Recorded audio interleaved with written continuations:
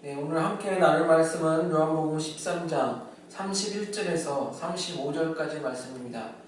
요한복음 13장 31절에서 35절까지의 말씀입니다. 저와 여러분이 한 절씩 교독합니다. 그가 나간 후에 예수께서 이르시되 지금 인자가 영광을 받았고 하나님도 인자로 말미암아 영광을 받으셨도다.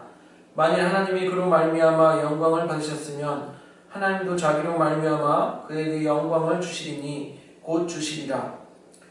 작은 자들아, 내가 아직 잠시 너희와 함께 있겠노라. 너희가 나를 찾을 것이나 일찍이 내가 유대인들에게 너희는 내가 가는 곳을 올 수 없다고 말한 것과 같이 지금 너희에게도 이르노라. 새 계명을 너희에게 주노니 서로 사랑하라. 내가 너희를 사랑한 것 같이 너희도 서로 사랑하라. 너희가 서로 사랑하면 이로써 모든 사람이 너희가 내 제자인 줄 알리라. 아멘. 네, 오늘 말씀을 가지고 시그니처라는 제목으로 말씀을 나누고자 합니다. 시그니처. 제가 여러분에게 대답하기 어려운 질문을 하나 던져보겠습니다. 당신의 생활 수준은 어느 정도 되십니까? 지금 머릿속으로 여러 가지 생각을 하고 계시죠? 참 답하기 어렵죠? 그런데 이런 질문을 받을 시기가 오곤 합니다. 바로 학부모가 되면 이런 질문에 대답을 해야 될 때가 오게 됩니다.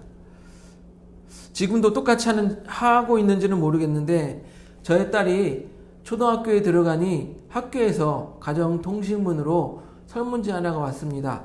그곳에 이렇게 질문이 되어져 있습니다. 가정의 생활 수준은 어느 정도입니까? 상중하 어느 정도일까요? 중이라고 해야 되나 중하라고 해야 되나 하라고 해야 되나 하상이라고 해야 되나 한참을 고민하게 되었습니다. 그냥 답하기 어려우면 우리는 그냥 중간이야 중간이라고 말할 수도 있을 것입니다. 그러나 여러분 대한민국에서 중산층인가 하는 질문에 쉽게 대답할 수 있습니까? 그것도 대답하기 상당히 어려운 질문 중에 하나일 것입니다. 어느 정도 해야 중산층이라고 말할 수 있을까? 어떤 것이 그 중산층의 표지가 되는 걸까? 1990년대만 해도 대한민국의 중산층이라고 하면 중형 승용차, 즉 소나타 정도의 차를 타고 다니면 그래도 중산층이지 않을까 그런 생각들을 하면서 살았습니다. 즉 이 소나타라는 차가 중산층이라는 그 중산층의 시그니처가 되는 것이죠. 우리가 식당에 가면 이렇게 물어봅니다. 여기 제일 맛있는 게 무엇입니까? 그러면 식당 주인이 이렇게 대답할 것입니다. 예를 들어서 여기 우리는 김치찌개가 가장 잘 나갑니다. 그러면 그 김치찌개가 그 식당의 시그니처 메뉴가 되는 거예요. 그 식당을 대표하고 그 식당이 왜 맛집인지를 나타내는 시그니처 메뉴가 김치찌개가 되는 것입니다. 그래서 시그니처의 사전적 의미는 이렇습니다. 서명, 서명하기, 특징 이런 뜻을 가지고 있다고 합니다.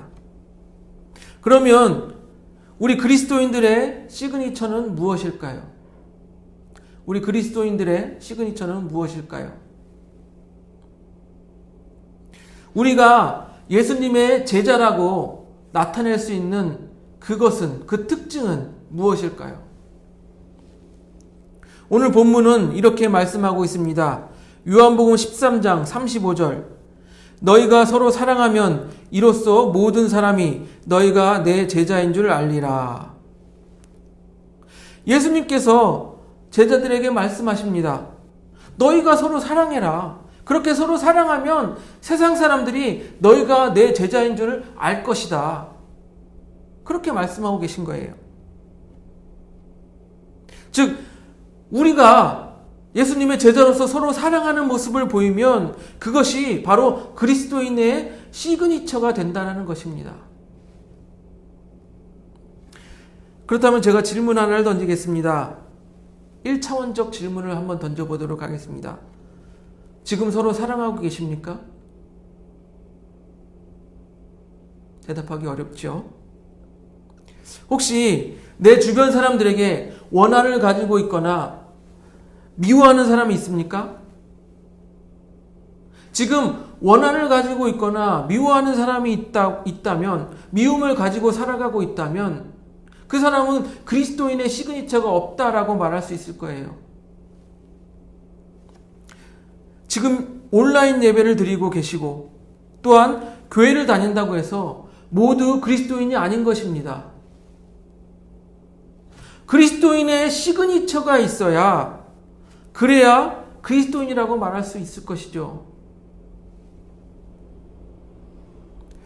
그래서 예수님께서 말씀하십니다. 마태복음 5장 23절 24절. 그러므로 예물을 제단에 드리려다가 거기서 내 형제에게 원망 들을 만한 일이 있는 것이 생각나거든 예물을 제단 앞에 두고 먼저 가서 형제와 화목하고 그 후에 와서 예물을 드리라. 예수님께서 말씀하셨잖아요. 형제와 원수된 일이 있으면 그 일을 먼저 해결하고 와서 제사를 드려라. 예배를 드려라. 그래서 그리스도인이라고 하면 주변의 사람들과 원수가 되면 안 돼요. 그리고 미워하면서 살아가면 안 되는 거예요. 이제 그러면 2차원적인 질문을 한번 던져보도록 하겠습니다. 그러면 여러분, 예수님처럼 사랑하고 있습니까? 예수님처럼 사랑하고 있습니까? 사실 이 질문의 답은 쉽게 할 수 없으실 것입니다. 아니, 어떻게 우리가 예수님처럼 사랑을 해? 우리가 어떻게 예수님의 사랑을 따라서 할 수가 있어? 이렇게 되묻는 분들이 계실 거예요. 그러나 오늘 본문은 달리 말하고 있습니다. 요한복음 13장 34절. 요한복음 13장 34절. 새 계명을 너희에게 주노니 서로 사랑하라. 내가 너희를 사랑한 것 같이 너희도 서로 사랑하라. 예수님께서 분명히 말씀하고 계십니다.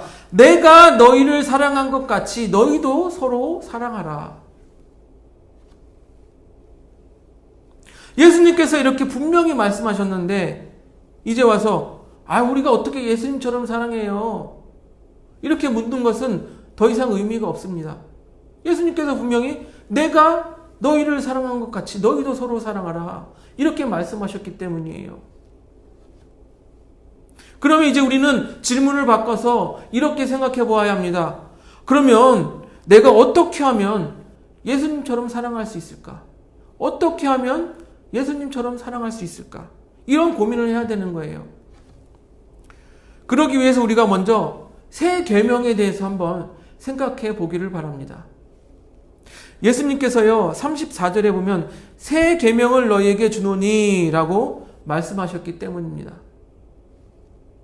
일단 우리가 옛 계명을 돌아보면요, 옛 계명은 무엇입니까? 하나님께서 이스라엘 백성을 이집트에서 탈출시키시고 그리고 하나님의 백성, 하나님의 나라를 세우기 위해서 이제 모세를 통하여서 하나님께서 계명을 주십니다.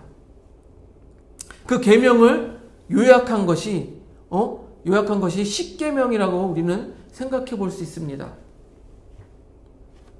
또 그 십계명을 나중에 예수님께서 더 압축해서 더 정리한 말씀이 있습니다.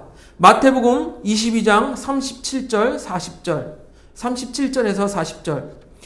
예수께서 이르시되 내 마음을 다하고 목숨을 다하고 뜻을 다하여 주 너의 하나님을 사랑하라 하셨으니 이것이 크고 첫째 되는 계명이요 둘째도 그와 같으니 내 이웃을 내 자신같이 사랑하라 하셨으니 이 두 계명이 온 율법과 선지자의 강령이니라.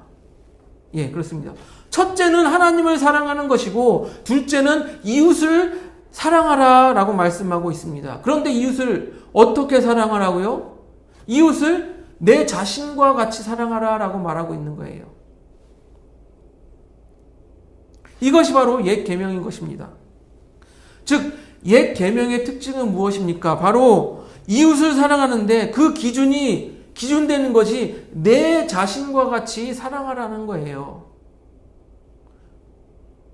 즉 인간의 자기 사랑에서 시작되는 것입니다.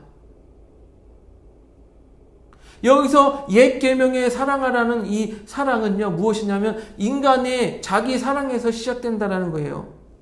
그래서 자기를 사랑하는 것이 그 기반이 되어서 이웃을 사랑하라라고 말씀하고 계신 거예요. 그런데 새 계명은 어떻습니까? 이렇게 말씀하시잖아요. 내가 너희를 사랑한 것 같이 너희도 서로 사랑하라 라고 말씀하고 계신 거예요. 내가 너희를 사랑한 것 같이. 예수님께서 우리를 사랑한 것 같이 우리도 사랑해야 한다는 것입니다. 예수님께서 우리를 어떻게 사랑하셨습니까? 십자가에서 온갖 고난과 조롱을 받으시면서 또한 어떻게 했습니까? 십자가에서 죽기까지 그 목숨을 내어주시면서까지 우리를 사랑한 것이 바로 예수님이 우리를 사랑한 것이에요. 즉 예수님께서는요 자기를 희생하시면서까지 사랑하신 거예요. 그래서 새 계명에서 사랑하라의 이 사랑의 시작은 바로 희생에서 시작된다는 것입니다. 예수님의 자기 희생을 기반으로 해서 이웃을 사랑하라라고 말씀하시는 거예요. 그래서요 예수님처럼 서로 사랑하라는 말씀을 잘 생각해 보면 이 희생을 기반으로 해서 서로 사랑하라라고 말씀하고 계십니다. 물론 이웃을 사랑하는데 내 자신과 같이 사랑하라, 이것도 쉬운 건 아니에요. 어떻게 내 자신과처럼 어떻게 이웃을 사랑할까? 그것도 쉬운 일은 아니에요. 그럼에도 불구하고 옛 계명에서 내 자신과 같이 사랑하라 하는 이 말씀은 그 동력이 자기 사랑에서 시작되기 때문에 그 동력이 빨리 소진되고 약해질 수 있다는 거예요. 그러나 자기 희생에서 시작된 사랑은 그 사랑의 크기를 제한할 수가 없어요. 그 사랑의 크기를 제한할 수 없을 만큼 무한한 그 열매를 맺는 것이 바로 자기 희생에서 나오는 사랑이라는 거예요. 우리가 이런 노래를 많이 들어봤습니다. 어머님은 짜장면이 싫다고 하셨어. 어머님은 짜장면이 싫다고 하셨어. 어머님은 왜 짜장면이 싫다고 하셨을까요? 당신도 먹고 싶었겠지만 아들에게 그 짜장면을 먹이고 싶어서 없는 돈을 가지고 아들에게 먹이고 싶어서 자기 자신은 희생하면서 나는 먹지 않아도 돼. 별로 좋아하지 않아. 자기 희생인 거예요. 아들을 먹이려고 자기를 희생한 것입니다. 유머로 말씀드리려고 했지만 결국 실패로 돌아간 것 같습니다. 이렇게 자기 희생에서 시작된 사랑은 정말 위대한 사랑의 결과를 만들어냅니다. 예를 들어서요, 우리가 사랑의 원자탄이라고 말하는 손영원 목사님의 사랑이 그렇습니다. 1948년 10월 여순 반란 사건 당시 공산분자들에게 자신의 두 아들이 살해당하게 됩니다. 그리고 나서 이제 군대 계엄군이 몰려와서 자신의 두 아들을 살해한 그 살해 범인을 잡게 됩니다. 그냥 내버려두면 계엄군에 의해서 자신의 두 아들을 살해한 그 살인범은 이제 심판을 받고 그 다음에 처형을 당하게 될 것입니다. 굳이 손양원 목사님의 두 손에 피를 묻히지 않고 복수하지 않아도 가만히 보고 있기만 하면 자신의 아들들의 원수를 갚을 수 있게 되는 거예요. 그런데 손양원 목사님은요, 가만히 있지도 않습니다. 자신의 두 아들을 살해한 그 법인을 위하여서 구명운동을 하고 용서합니다. 그리고 자신의 두 아들을 살해한 이 안재선이라는 살해범을 살려냅니다. 그리고 그 양재선이라는 인물, 원수죠. 두 아들을 죽인 원수, 그 원수를 양아들로 삼게 되는 것입니다. 어찌 목사님에게 자기 아들을 죽인 범인에게 대한 그 미움과 분노가 없었겠습니까? 누구보다 앞장서서 내 아들들의 원수, 그 복수를 해야지, 그런 마음이 왜 없었겠습니까? 아들들을 죽인 이 원수에게 복수를 해야지 하는 이 마음을 갖는 것은 사람들이 갖는 당연한 마음일 거예요. 그러나 손영원 목사님은 그런 미움과 분노를 예수님의 십자가 앞에 내려놓았던 것입니다. 즉, 자기의 미움과 분노의 감정을 오로지 희생하신 거예요.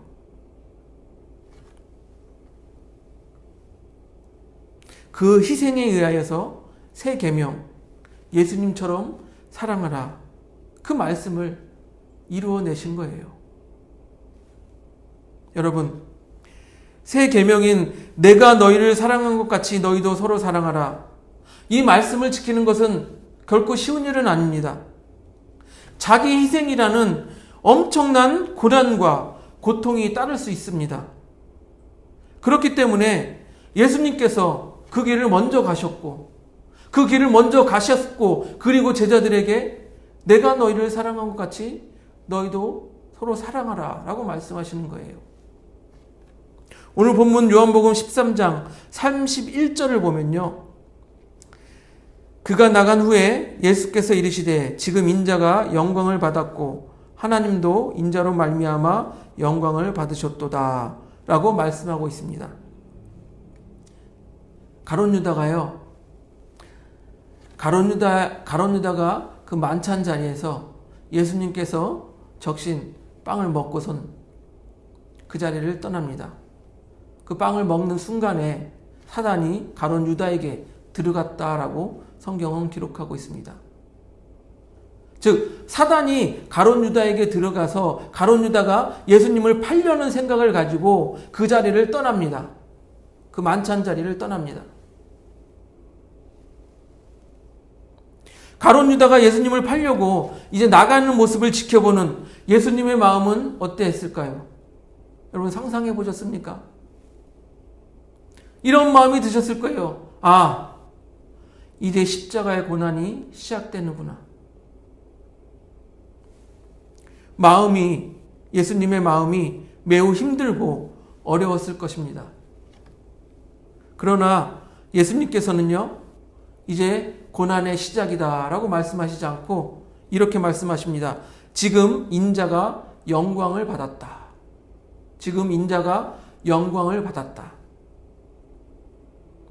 고난이 시작되었는데 예수님의 말씀은 뭐라고요? 지금 인자가 영광을 받았다.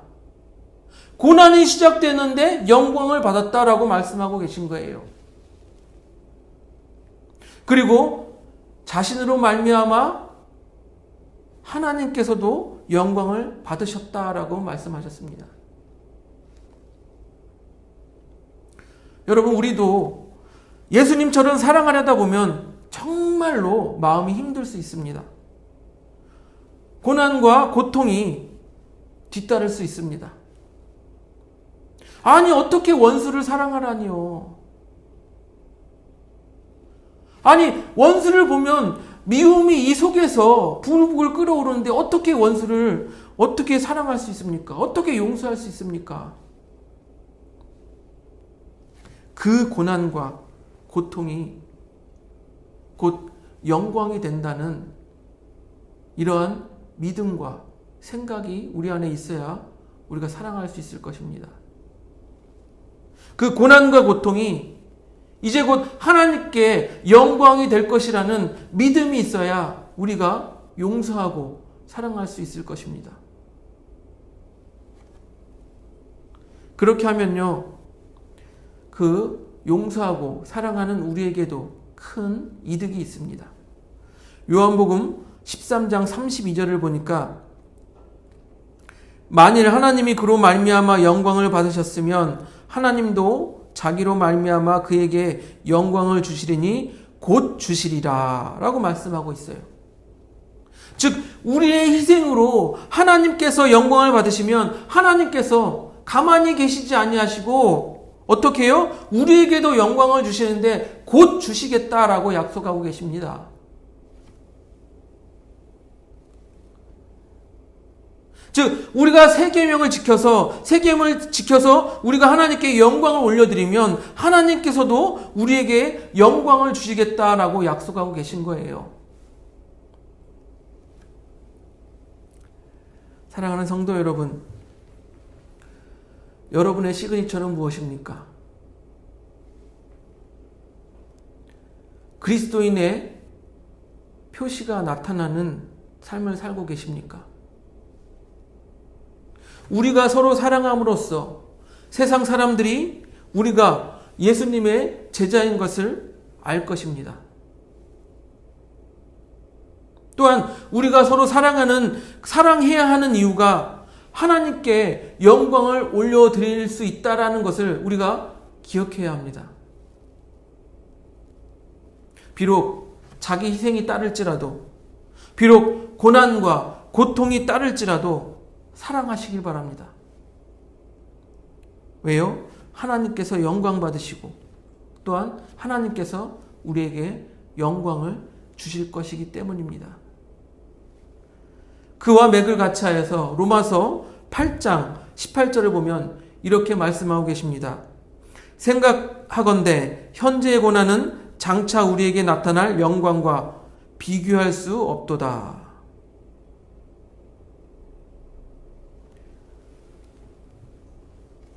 우리 모두 서로 사랑하여서 하나님께 영광을 올려드리고 그 사랑의 모습이 곧 시그니처가 되시기를 주님의 이름으로 축복드립니다. 우리 찬양하고 기도하도록 하겠습니다.